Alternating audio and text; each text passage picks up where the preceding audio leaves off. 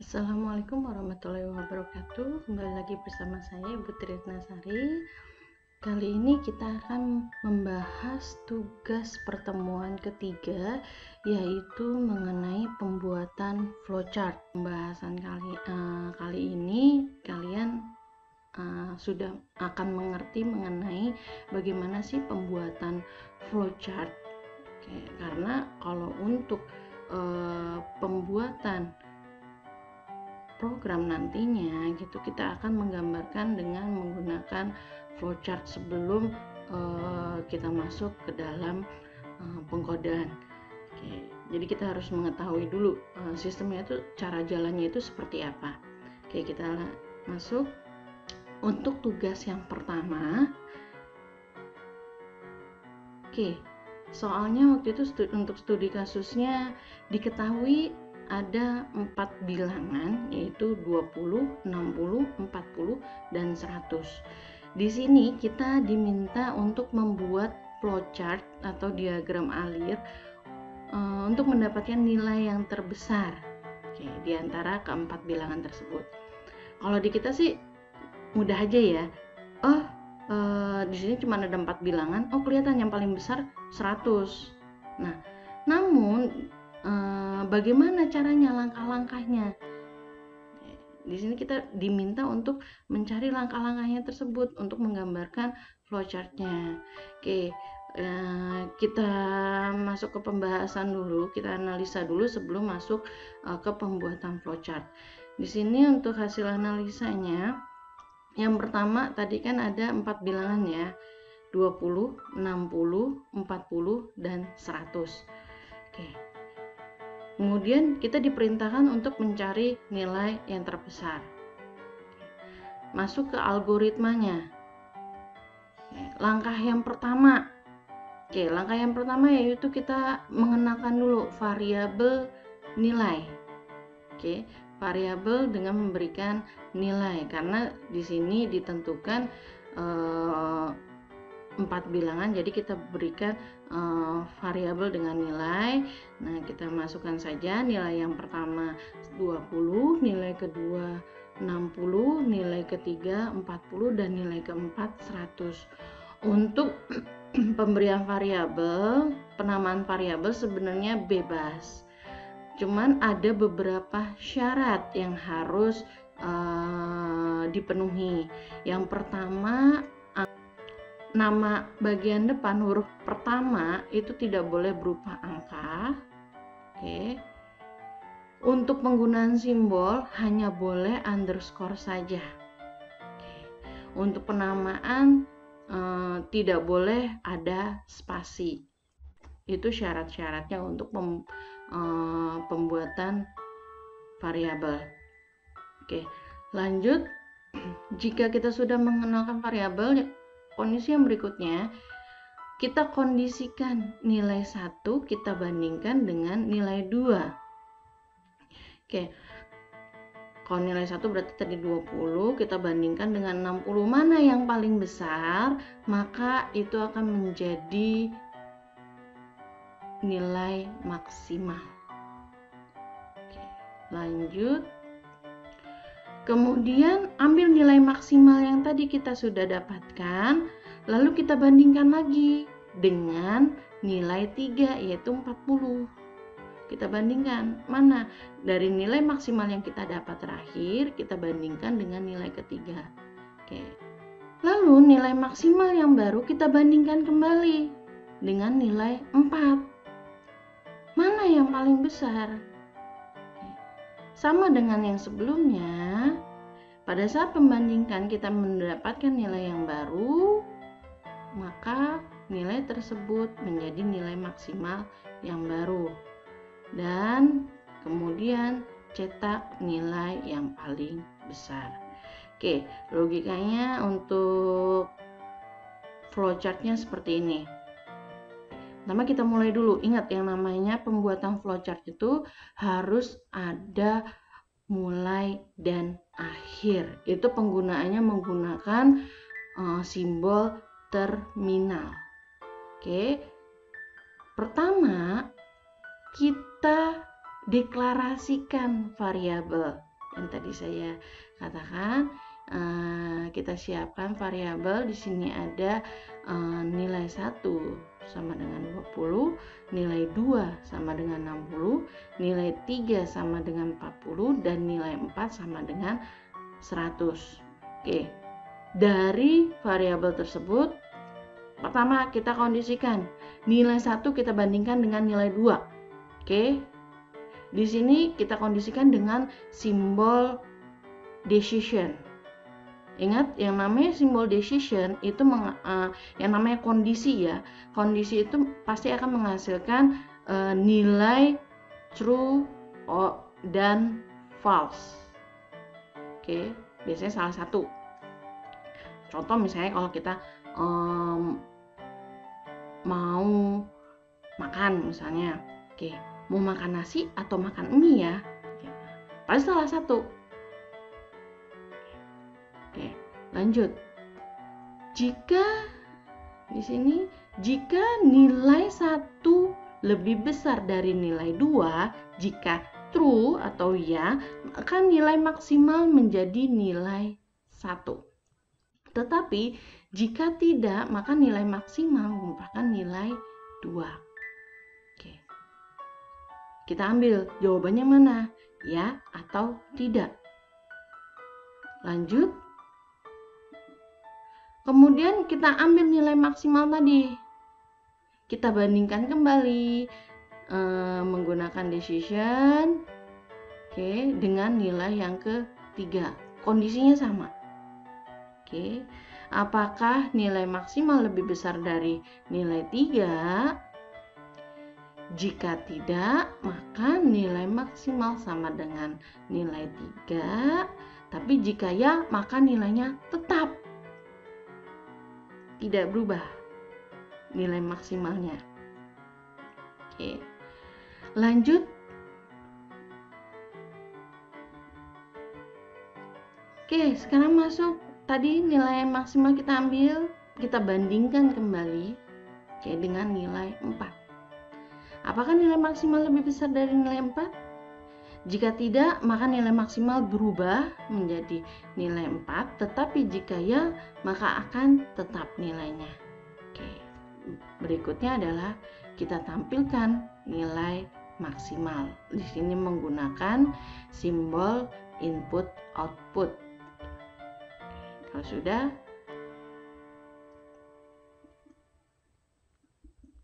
selesai.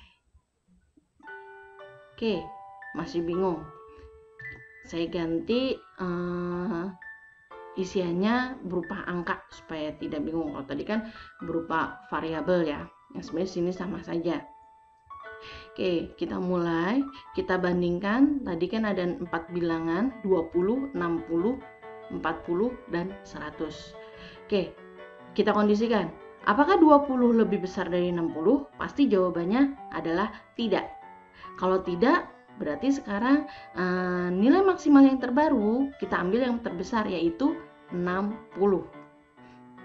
Oke, nilai maksimalnya menjadi 60.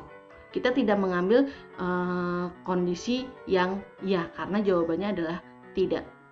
Oke. Kita tarik, ambil nilai maksimalnya yaitu 60. Berikutnya kita bandingkan kembali dengan nilai ketiga. 60 apakah lebih besar dari 40? Maka jawabannya ya. Kita ambil jawabannya ya, sehingga nilai maksimal tidak berubah, tetap 60. Oke, kita tidak akan mengerjakan untuk kondisi yang tidak, karena tadi jawabannya yang ya atau true. Oke, berarti kita tidak mengambil nilai maksimal yang baru. Oke, kita ambil lagi. Berikutnya, nilai maksimal kita bandingkan lagi dengan nilai keempat. Di sini tadi kan nilai maksimal adalah 60. Oke, apakah 60 lebih besar dari 100? Jawabannya tidak. Maka kita ambil yang jawabannya tidak, yaitu nilai maksimal sama dengan 100.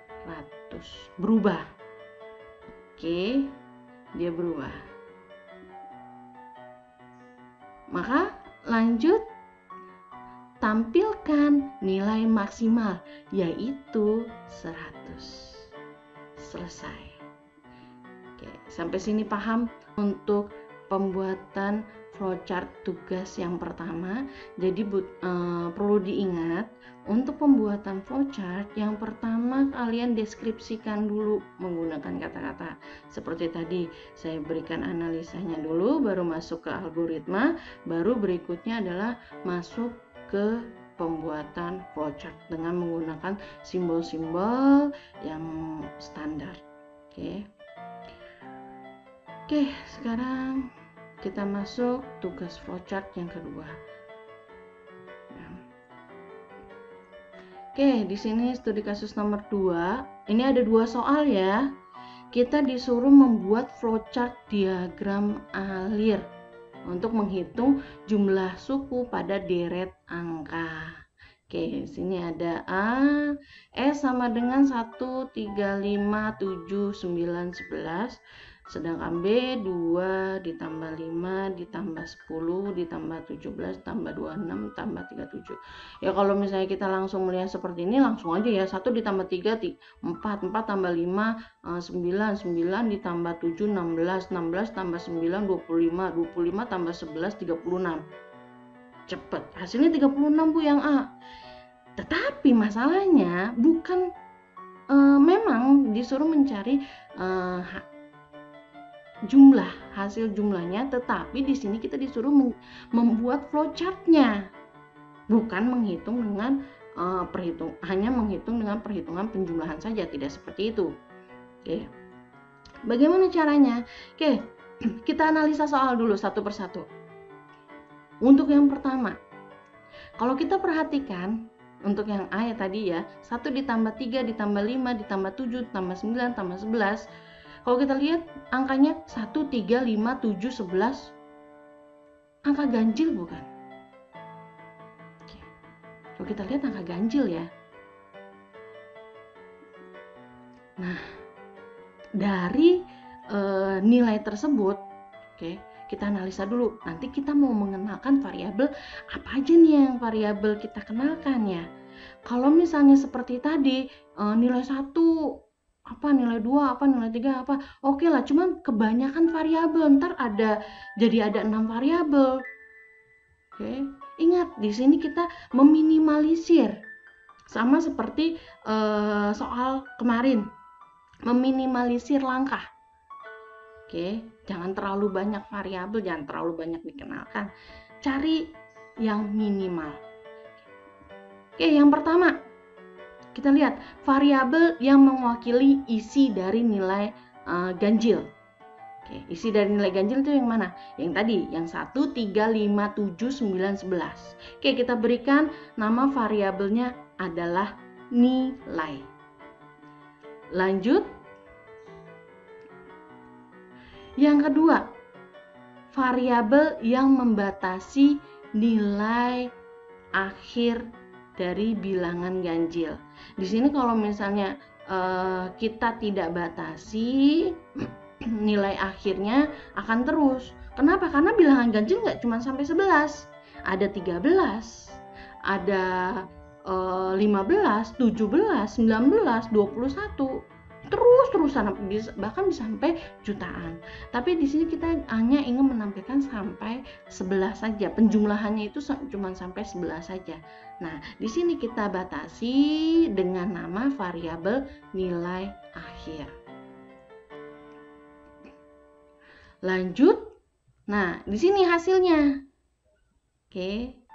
Hasilnya yang akan kita tampilkan. Nah, hasilnya kita wakilkan dengan variabel S.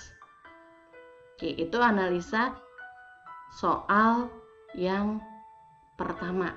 Jadi hanya butuh 3 variabel. Setengah dari kalau misalnya kita mau bikin variabel per nilai. Di situ nilainya ada 6. Oh, bikin aja paling gampang variabelnya 6. Oke, di sini kita meminimalisir. Jadi kita hanya butuh 3 variabel, yaitu variabel nilai akhir, dan variabel S.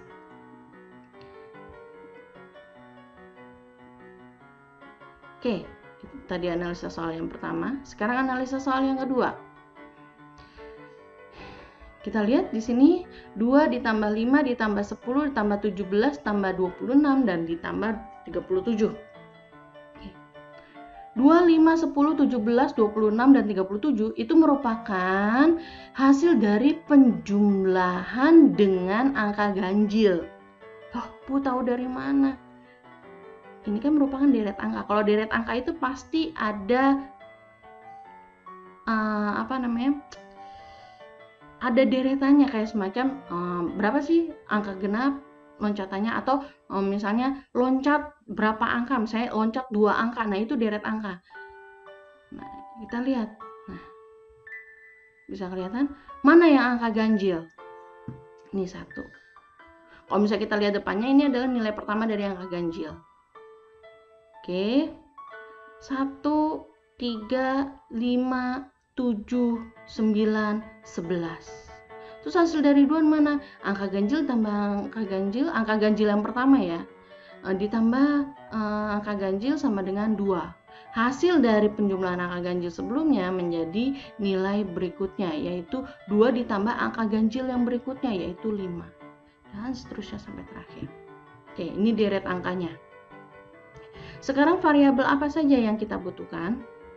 Yang pertama, variabel yang mewakili isi dari nilai ganjil, sama ya seperti tadi. Oke, kita deklarasikan dengan variabel nilai. Lanjut, yang kedua, variabel yang membatasi akhir dari nilai ganjil. Nah, ini juga sama juga seperti yang tadi.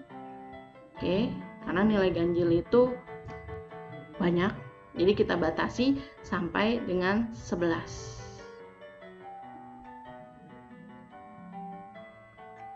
Lalu yang ketiga, hasil dari penjumlahan yang akan ditampilkan kita wakilkan dengan S, variabel S. Nah, dan yang keempat, nah di sini kita ada tambahan variabel lagi. Untuk apa? Untuk mewakili nilai hasil dari penambahan dengan nilai ganjil. Ini yang terlihat di soal yang 2 ditambah 5 ditambah 10 ditambah 17 tambah 25 dan ditambah 37. Di situ. Oke, jadi ada 4 variabel yang kita butuhkan, yaitu variabel nilai akhir, variabel S, dan variabel N. Oke, lanjut. Kita masuk ke pembahasan soal yang pertama. Kita buat analisisnya dulu. Analisis yang pertama, ada deret angka bilangan ganjil sampai dengan 11. Kemudian di sini kita diminta untuk menghitung hasil akhir penjumlahan suku. Oke, algoritmanya. Pertama, kita deklarasikan dulu 3 variabel yang tadi ya, dengan nilai pada satu variabel, yaitu variabel nilai akhir. Oke, di sini 3 variabel ya. Ada variabel S, variabel nilai, dan variabel nilai akhir kita berikan nilai sebesar 11. Oke, ini kita buat konstan, tidak berubah. Kalau nilai dan S itu dapat berubah. Oke. Berikutnya, kita berikan nilai awal pada variabel nilai, yaitu sama dengan 1. Nah, kondisikan, jika nilai kurang dari atau sama dengan nilai akhir, maka jawabannya jika tidak, maka masuk ke tahap akhir, yaitu menampilkan nilai S. Tapi jika benar, maka masuk ke tahap berikutnya, yaitu kondisi nilai akan dicari modulus sama dengan 1. Nah, ini yang kemarin kalian tanyakan, modulus hasil sisa bagi. Kenapa saya menggunakan modulus? Karena untuk modulus sama dengan 1, modulus 2 sama dengan 1, karena kalau yang namanya bilangan ganjil, jika dibagi 2 pasti akan menyisakan satu nilai. Oke. Maka diambilnya menggunakan modulus, mod.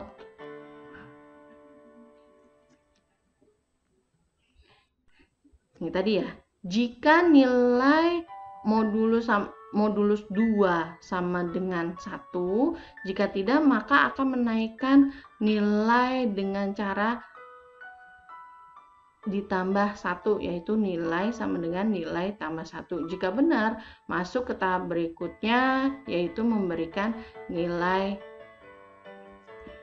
Masuk ke kondisi nilai, akan dicari modulus 2 sama dengan 1. Jika tidak, maka akan menaikkan nilai dengan cara ditambah 1. Jadi sebelumnya nilai 1, karena dinaikkan kan ditambah 1 ya, nilai jadinya 2 untuk looping berikutnya. Oke. Tapi jika benar, maka masuk ke tahap berikutnya, yaitu memberikan nilai S. Oke, nilai S diberikan, nilai S ditambahkan dengan nilai. Oke, kemudian dinaikkan nilai dengan cara ditambah 1, nilai sama dengan nilai tambah 1. Kondisi akan terus berulang sampai akhir dan berakhir di kondisi awal jika kondisinya tidak memenuhi, lalu mencetak nilai S. Oke, flowchartnya seperti ini. Oke, kita mulai. Pertama kita deklarasikan tadi ya 3 variabel, nilai, S, dan nilai akhir dengan diberikan nilai yaitu 11. Oke, lalu kita berikan sebuah nilai pada variabel nilai yaitu sama dengan 1, itu sini dengan simbol proses. Oke, kita masuk ke pengkondisian. Apakah nilai kurang dari sama dengan nilai akhir? Nilai itu tadi 1 ya. Apakah 1 kurang dari sama dengan 11? Pasti jawabannya adalah ya. Oke. Tapi kalau misalnya jawabannya tidak, ini berakhir di sini. Tapi ini karena jawabannya ya, maka kita masuk ke tahap berikutnya, decision berikutnya. Nilai modulus 2 sama dengan 1. Tadi nilai itu yang pertama yaitu 1 ya. 1 modulus 2 sama dengan 1. Ya, benar. Kalau tidak, pasti langsung loncat, yaitu untuk menaikkan nilai. Tapi karena di sini adalah ya, jawabannya ya, maka kita jumlahkan, yaitu nilai S sama dengan S ditambah nilai. Kalau kita ubah jadi angka, S sama dengan S belum dikasih nilai, berarti nilai S yang pertama adalah 0. S sama dengan 0 ditambah nilai, yaitu 1 hasilnya. Oke, baru berikutnya kita naikkan nilai sama dengan nilai plus 1 atau nilai sama dengan 1 plus 1, yaitu 2. Nah, ini kita muter lagi. Logikanya sama. Dan ini akan terus berulang, akan terus looping sampai dengan nilai akhirnya itu tidak terpenuhi, baru dia akan tampil S, menampilkan hasil penjumlahan dari S. Oke, kita buat tabel pengujian. Kalau tadi kan flowchartnya ya, kita buat tabel pengujian supaya ada gambarannya. Oke, tadi kita buat dulu, sini kan ada flowchartnya, kita buat nih. Yang pertama kita deklarasikan dulu, ada 3 variabel ya, variabel nilai, variabel S, dan variabel nilai akhir sama dengan 11. Kemudian kita masukkan untuk nilai. Oke, nilai sama dengan nilai kurang dari sama dengan nilai akhir. Ini kondisi-kondisinya. Nilai mod 2 sama dengan 1. S sama dengan S ditambah nilai.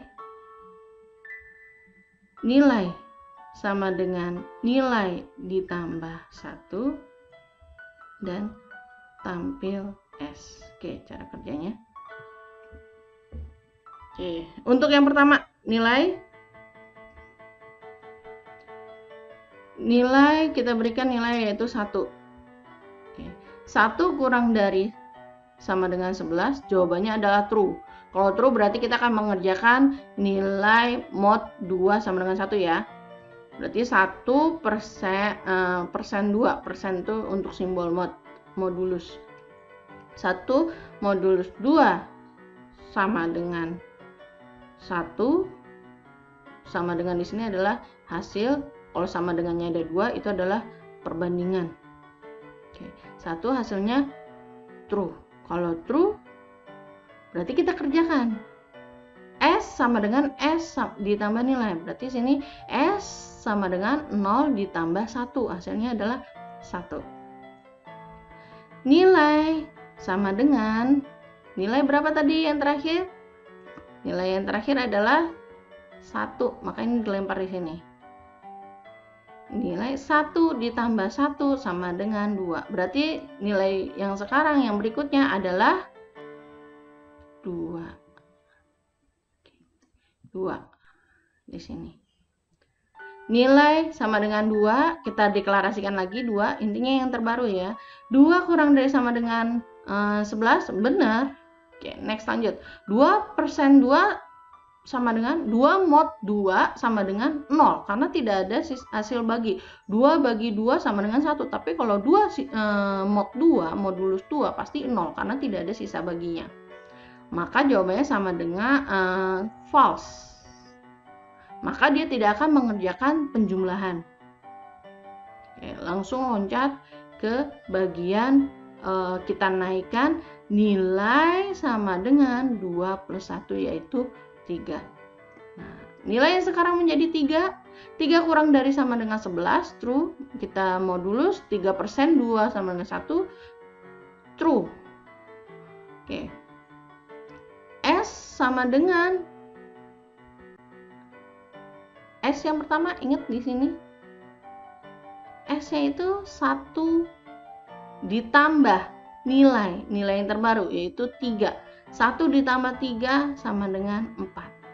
Nilai yang berikutnya sama dengan 3 ditambah 1 sama dengan 4. Pasti loncat seperti ini. Nah, ini akan terus berulang sampai batasan akhir dengan kondisi nilai kurang dari sama dengan 11. Tapi kalau misalnya kondisinya udah nilai kurang dari sama dengan 11 itu hasilnya false, ini tidak akan dikerjakan, tapi yang dikerjakan adalah menampilkan hasil dari S dan berakhir.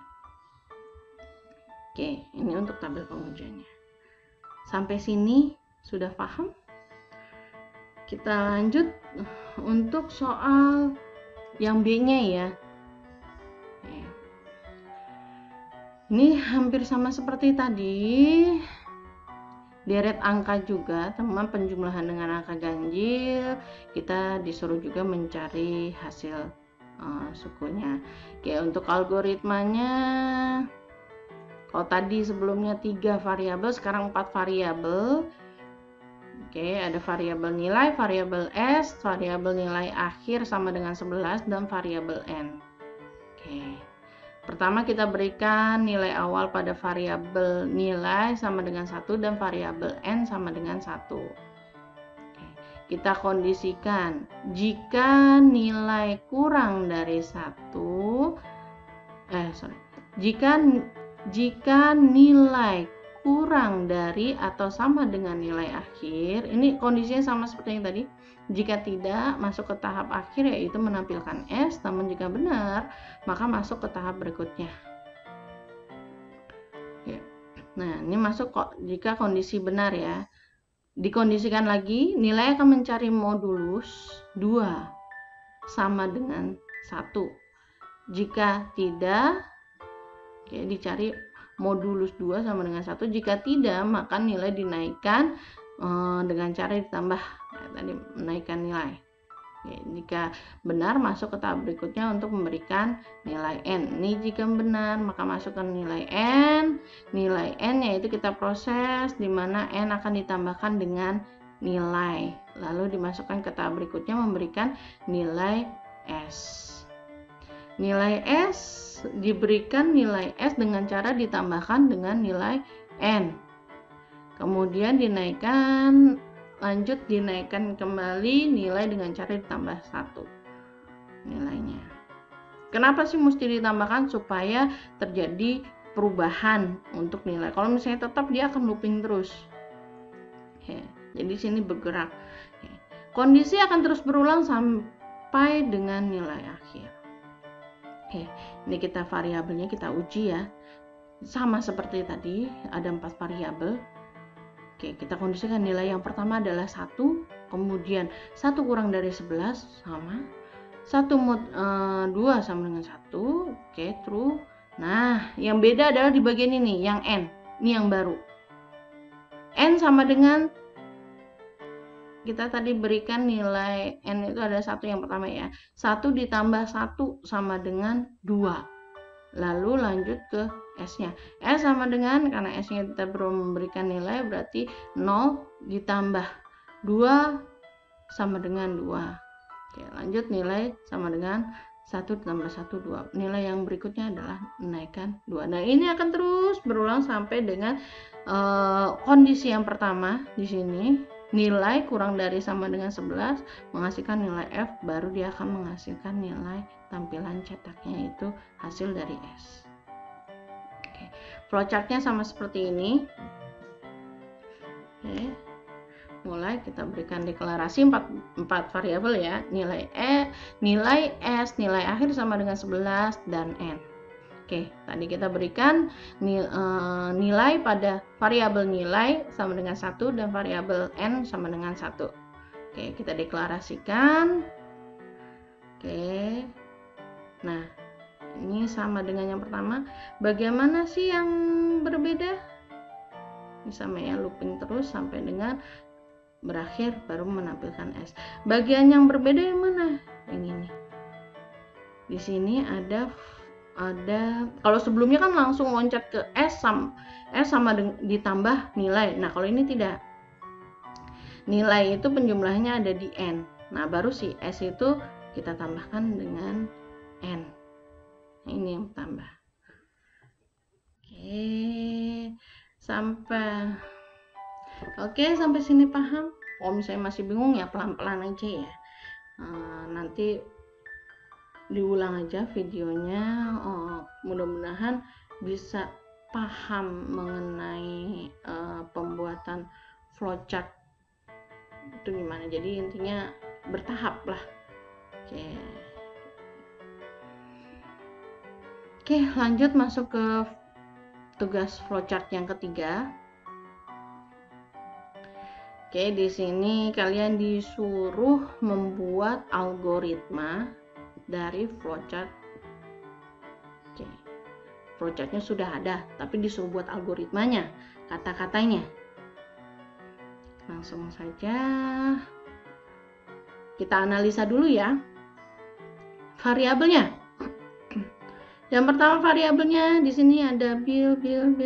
Berarti variabel yang digunakan yaitu variabel bill. Simbol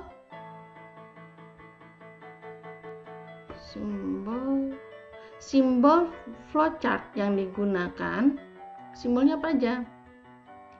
Satu, ada terminal nih, untuk apa? Start and stopnya terminal. Kemudian ada simbol proses, ada simbol decision, ini sama ya, decision juga, dan ada simbol input output. Yang bawah apa? Ini proses juga. Jadi ada 4 simbol. Algoritmanya Pertama, kita berikan nilai 1 pada variabel bil, yaitu bil sama dengan 1. Ini bukan tanda panah ya, melainkan tanda sama dengan. Oke. Lalu berikutnya kita kondisikan pakai menggunakan decision. Jika bilangan kurang dari 10, maka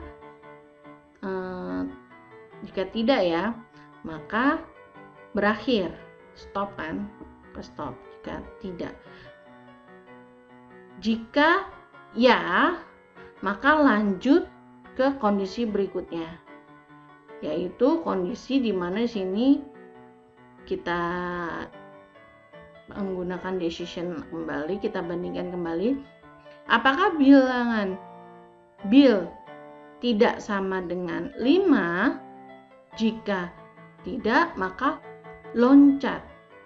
Ini jika tidak, maka loncat. Ini tidak, loncat ke bilangan dinaikkan.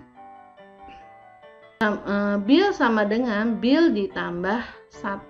Kemudian kembali ke kondisi 2.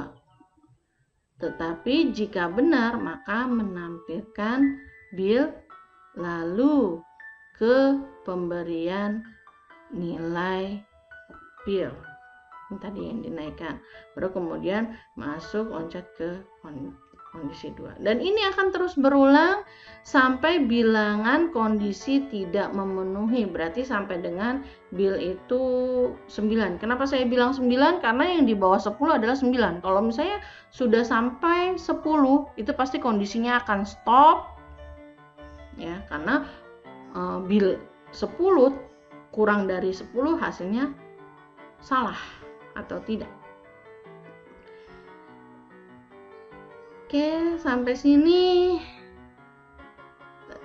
kita selesai ya untuk pembahasan tugas pertemuan 3. Semoga kalian dapat memahami tugas yang kemarin saya berikan, walaupun memang sih masih banyak yang salah. Oke, cuman saya apresiasikan ke kalian tetap mendapatkan nilai gitu. Semoga untuk kedepannya lebih baik lagi. Oke, saya tutup. Wassalamualaikum warahmatullahi wabarakatuh.